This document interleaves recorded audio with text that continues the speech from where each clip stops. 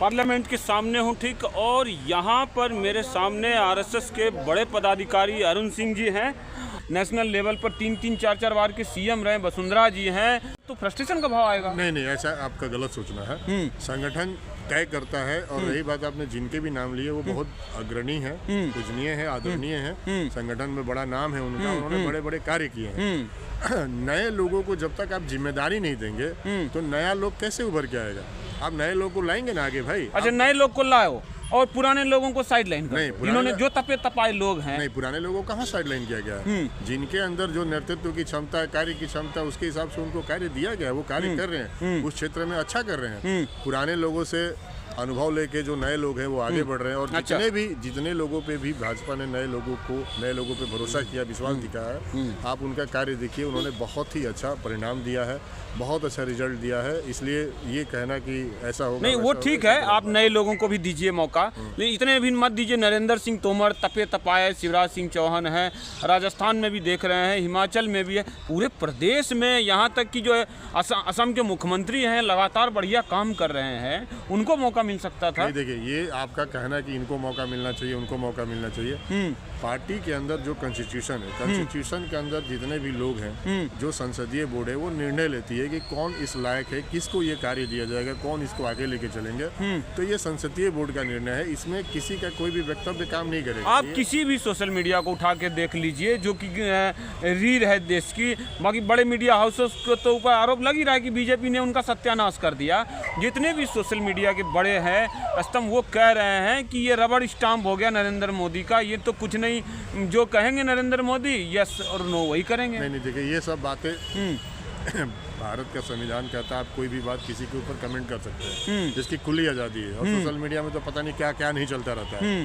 तो ये सब कहना अलग बात है, और कि ये रबड़ स्टैंप है, ये सब ऐसा कुछ नहीं है। आप कहीं भी किसी भी कार्य की जिम्मेदारी लेते हैं तो वो कार्य करता है। कहने को तो बहुत तरह की बातें आती है, कांग्रेस में भी बातें आती है, अलग अलग विपक्षी दलों में भी बातें आती है। तो इन सब चीज़ों का कोई मायने नहीं रखता है। जो कॉन्स्टिट्यूशन है, जो संसदीय बोर्ड का निर्णय होता है, उसी को मानना पड़ता है। और नितिन नवीन जी कोई नए लोग नहीं है, नए चेहरे नहीं है।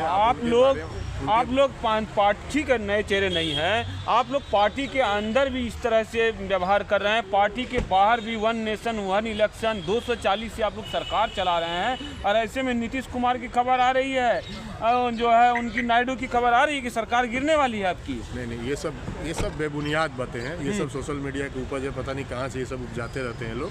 वो चल रहा, आप देख रहे हैं, लाखों में व्यूज हैं उनके। चलने दीजिए, चलने को तो पता नहीं क्या क्या नहीं डाली जाता है। लालू जी के बारे में भी बहुत कुछ डाल दिया जाता है, तो बहुत सारी ऐसे, अभी सोनिया गांधी जी के बारे में डाल दिया जाता है, राहुल जी के बारे में। ये सब बातों पे मत ध्यान दीजिए। बेसिकली क्या है कि ये सरकार कहीं नहीं जा रही है।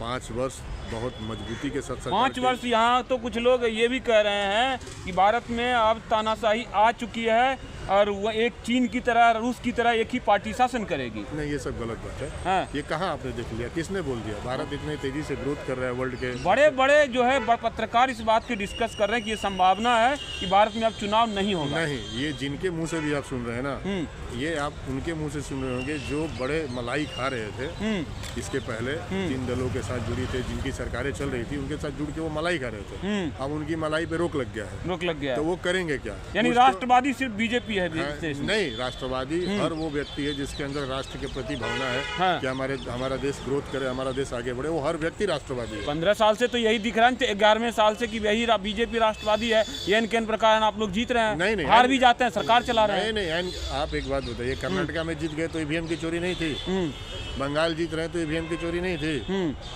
उड़ीसा अभी नवीन जी लगातार चला रहे थे तो वहाँ ईवीएम की चोरी नहीं थी, केरला में जीत रहे हैं तो ईवीएम। यानी आप लोग जेन्युइनली जीते हैं? बिल्कुल जेन्युइन जीत, जेन्युइनली सरकार चला रहे हैं, एकदम ईमानदारी से। तो दोस्तों, ये अरुण सिंह हैं, सीनियर आरएसएस के पदाधिकारी हैं, बिल्कुल भी मानने को तैयार नहीं है। लेकिन आप लोग कमेंट करके जरूर बताइए कि कहाँ तक सच है। ये उस बिहार की मिट्टी से हैं जहाँ से जो है पूरे दुनिया पे मगध साम्राज्य के तहत शासन किया गया।